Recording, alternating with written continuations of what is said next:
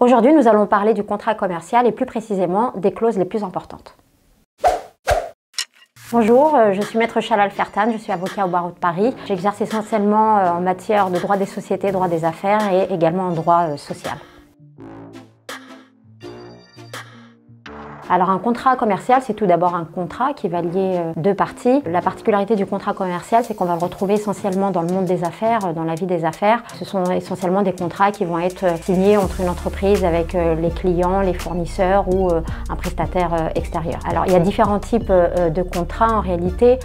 Pour donner un ou deux exemples, on a le contrat de sous-traitance, le contrat de bail commercial ou bien encore le contrat de prestation de services.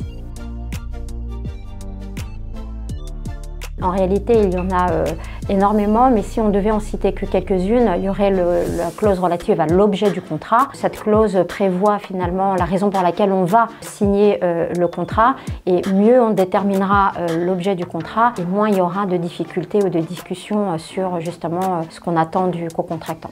On a aussi, et bien évidemment, et c'est peut-être aussi la contrepartie de tout contrat, c'est le prix. On va déterminer si c'est un forfait, si on va déterminer le prix avec un certain nombre de données comme les chiffres d'affaires d'une société. On va prévoir les modalités de règlement, est-ce qu'on a un délai pour régler, si on prend du retard dans le règlement, qu'est-ce qui va se passer. Et aussi, peut-être pour en finir sur ces clauses, on a la durée du contrat. C'est très important de savoir si on est sur un contrat à durée déterminée qui va s'arrêter à une date précise ou un contrat à durée indéterminée, c'est-à-dire que c'est un contrat qui se poursuit jusqu'à ce que l'une des parties dénonce ou arrête ce contrat.